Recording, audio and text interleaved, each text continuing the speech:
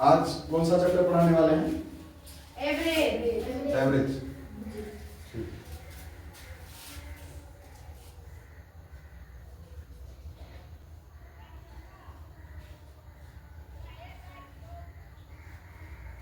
Average को हिंदी में औसत कहते हैं।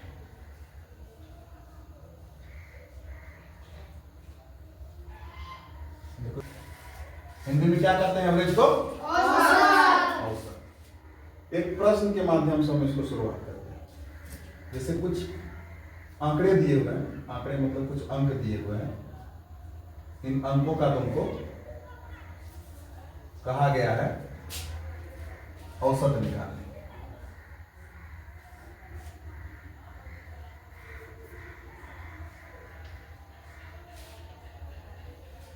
ठीक है, जितनी संख्याएं हैं यानी 1 2 3 4 5 6 और 7, तो सातों संख्याओं को जोड़ दिया और 7 से उसमें भाग दे देना। तो जो भी अंक आए, चाहे वो पूर्ण अंक आए या दशमलव में अंक आए या भिन्न में अंक आए, वो क्या होगा? उसका औसत होगा, वही उसका औसत मान होगा।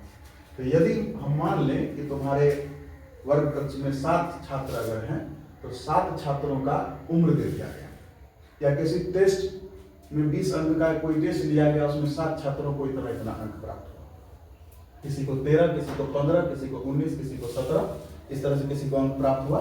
तो सभी का एवरेज ले लिया जाए कि मिला जुला करके अगर देखा जाए सभी कॉपी को जोड़ करके तो कितना अंक आ रहा है इस क्लास के विद्यार्थी को, उसी को कहते हैं एवरेज।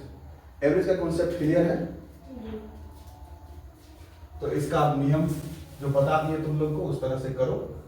13 जोड़ 15 जोड़ 19 जोड़ 17 जोड़ 11 जोड़ 16 जोड़ 14, इसको बराबर करके लिखो।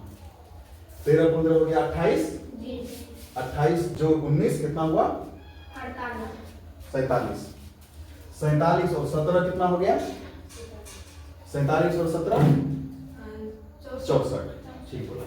64 11 75, 75 और 16 91। एक ही विद्यार्थी ज्यादा जवाब दे रहे हो, सब पीछे पीछे जवाब दे रहे हैं, कम दबे हुए सब। हाँ 91 हो गया, 91 के बाद 14, 91 और 14 105। तो 105 हम यहाँ लिख लेते हैं। कितना लिख लेते हैं? यानी इन सभी विद्यार्थी के अंकों को हमने जोड़ दिया। अब विद्यार्थी कितने हैं? 7, तो 7 से उसको भाग दिया, तो 105 अंक सभी विद्यार्थी को प्राप्त हुए मिला करके, है ना? उसमें 7 विद्यार्थी से तुमने भाग दिया तो तुमको हुआ कितना? हुआ 15। यानी हर एक छात्र को अगर 15 अंक भी प्राप्त होते तो सबको 15/20 15/20 इस तरह से होते, फिर भी 105 ही होता ना। अगर हर एक छात्र को 15 अंक होता फिर भी 105 होता। किसी ने 19 ला करके एवरेज को बढ़ाने का काम किया, किसी ने 11 ला करके एवरेज को घटाने का काम किया, है ना? तो तुम लोग अपने कक्ष में एवरेज को बढ़ाने का काम करोगे, घटाने का काम करोगे? बढ़ाने का काम करोगे ना। हाँ, तो देखते हैं, वो तो परीक्षा के बाद पता चलेगा कि तुम लोग कितना एवरेज को बढ़ाते हैं या घटाते हैं। समझ गए इसको? जी। तुम लोग इसको सॉल्व करो। पॉइंट में देंगे तो कोई दिक्कत?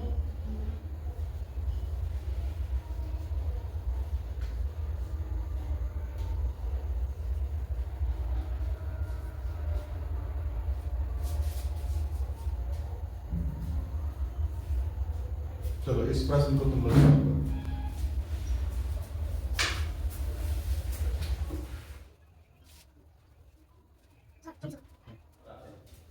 किस तरह से इस उत्तर पे आए, ठीक है ना?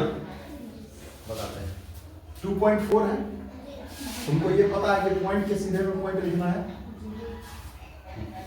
1.6 इधर है 2, तो 2 को 2.0 हुआ है ना?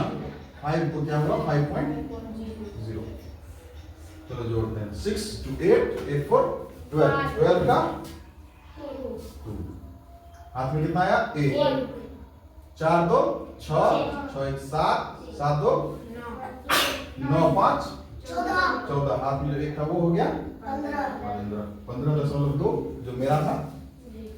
संख्याएं कितनी है? 1 2 3 4 और 5, ठीक है, तो 15.2 में हम 5 से भाग दे रहे हैं, यही ना कर रहे हैं। तो 15.2 इसमें भाग देते हैं 5 से, देखते हैं क्या फल आता है। जैसा कि तुम लोग को दशमलव का भाग पता ही है कि 15 से भाग देंगे और 5 से भाग देंगे तो 5 या 15 हो गया, ये कुछ नहीं बचा। अब इस 2 को हम जब उतारेंगे तो जिस समय 2 को उतारेंगे उसी समय यहाँ दशमलव लग जाएगा, क्योंकि दशमलव के बाद का पहला अंक उतार रहे हैं। दशमलव के बाद का पहला अंक 2 है, यहाँ पर दशमलव आ गया, ठीक है ना। अब जो है दशमलव के बाद हम कितना भी शून्य दें तो कोई दिक्कत है नहीं, तो हम यहाँ पे शून्य दिए और 4 शून्य जब इसमें भाग नहीं लगा, जब 2 में भाग नहीं लगा तो क्या करेंगे, पहले यहाँ एक 0 देना पड़ता है। जब किसी संख्या में भाग ही नहीं लगा तो 0 देना पड़ेगा।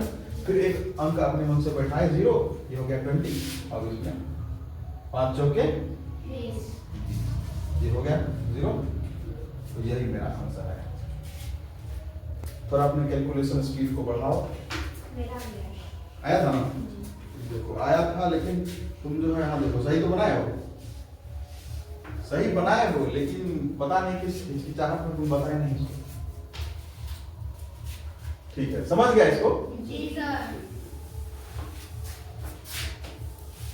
औसत बहुत ही छोटा सा चैप्टर है, 5 मिनट में समाप्त कर दे चैप्टर।